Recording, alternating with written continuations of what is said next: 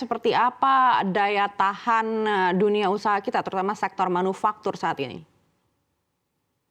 Ya, tentunya kita belum belum daya daya daya tahannya ya tergantung situasi yang masa yang akan datang ini. Akan seperti apa ke depan, kita berharap selalu optimis ya untuk selalu mempertahankan bagaimana di sektor manufaktur ini tidak terlalu gejolak yang lebih tinggi ya. Tetapi kita tetap masih berharap, masih optimis untuk mampu melanjutkan. Tapi kan tidak bisa berdiri sendiri. Kita harus ada hal-hal yang lain juga faktor-faktor pendukung dari sektor-sektor lainnya agar kita bisa tetap untuk melaksanakan atau menjalankan produktivitas kita. Nah, oleh karena itu kami juga sangat berharap sekali daya dukung lainnya agar tidak begitu terdampak kepada sektor manufaktur lainnya. Gitu. Baik, kita beralih ke Pak Tauhid. Pak Tauhid, dalam Undang-Undang APBN 2024, pemerintah dan DPR berharap pertumbuhan ekonomi kita bisa mencapai 5,2% di 2024. Dengan adanya fenomena PHK yang menurut Anda ini akan mempengaruhi pemulihan ekonomi kita di kuartal pertama, apakah ini akan mengganggu target ini bisa tercapai? Ataukah sama seperti yang disampaikan oleh Bank Dunia, proyeksi pertumbuhan ekonomi Indonesia ini di 4,9% di 2024? Ya, saya kira saya merasa ya bahwa memang ada perlambatan ya di 2024. Tadi kami melihat seharusnya fenomena untuk pesta demokrasi, kemudian juga pemilu ini menggerek perekonomian, tetapi nyatanya tidak terlalu signifikan ya.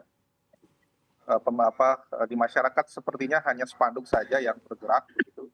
Tetapi ternyata tidak banyak meluas ke konsumsi di saat yang sama harga-harga pada naik. Dengan situasi itu, dengan konsumsi yang relatif tertahan, kemudian dorongan pesta demokrasi tidak terlalu signifikan, saya rasa memang target pertumbuhan ekonomi rasanya sulit untuk dicapai sebesar 5,2% ya. Meskipun mungkin tidak 4,9, tapi rasanya agak sulit dicapai pada kuartal pertama ini sekalipun begitu dengan melihat fenomena ini. Yang kedua adalah kenapa ini sulit dicapai adalah tren penurunan volume dan nilai perdagangan itu dari bulan ke bulan itu masih terus terjadi. Nah, ini kalau kita lihat ya, tadi saya sudah sampaikan year to year-nya, Januari saya kira kalau kita lihat kemungkinan juga masih terjadi karena fenomena globalnya yang menurun di pertumbuhan ekonomi dunia dan 5 negara tujuan ekspor kita itu yang membuat agak sedikit suram untuk peranan ekspor impor dalam perekonomian, sehingga memang rasanya berat dan terlalu optimis 5,2% dapat tercapai begitu. Kalau berdasarkan data PMI Bank Indonesia, untuk manufaktur sendiri masih terlihat ada ekspansi, tapi menurun dibandingkan dengan bulan sebelumnya. Apakah kita sudah harus mulai waspada? Ya, saya kira saya sepakat ya. PMI itu kelemahannya adalah tidak menggambarkan seluruhan parameter kegiatan perdagangan ya. Dia hanya kegiatan untuk membeli, persediaan, dan kemudian juga menjual begitu ya. Nah, standarnya memang 50, tetapi memang kalau kita lihat activity bisnis yang dilakukan melalui indikator PMI itu bisa menggambarkan petanda, walaupun mungkin harus dikorelasi dengan beberapa indikator seperti ekspor, impor, maupun industri-industri strategis yang berperan dalam perekonomian kita. Dengan melihat situasi itu, ketika PMI kita sebenarnya menunjukkan kalau di atas 53 baru kita yakin. Kalau ini masih sekitar di bawah 53, ini menunjukkan kita harus sedikit waspada bahwa ada gejolak penurunan dan dampaknya nanti kalau misalnya sampai di bawah 50, maka tentu saja kita harus benar-benar harus antisipasi begitu, karena pasti ada sektor yang 1-2 sektor yang kemudian akan drop sumbangannya dalam perekonomian, Mbak. Baik, kita beralih ke Pak Nurjaman. Pak Nurjaman, terkait dengan data PMI dari Bank Indonesia ini, apakah ini juga tercermin dari situasi di lapangan atau menurut Anda di lapangan ini justru lebih parah lagi? Ya, tentunya fakta itu bahwa di lapangan itu lebih parah ya. dibanding dengan data di PMA tersebutnya. Tapi saya juga tadi sebelumnya mengamini apa yang disampaikan Mas Tauhid terkaitan dengan harapan di semester 3 di semester sekarang ini ada pertumbuhan ekonomi meningkat, tetapi saya agak pesimis kalau sampai harapan untuk mencapai 5,2 ini. Kemarin kemarin di tahun kemarin aja dengan kondisi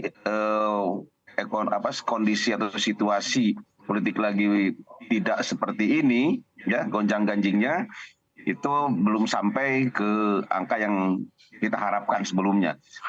Hanya di kisaran 5, sekian. Karena itu di sekarang di awal 2004 sekarang ini kami agak pesimis ya untuk mencapai harapan yang diinginkan.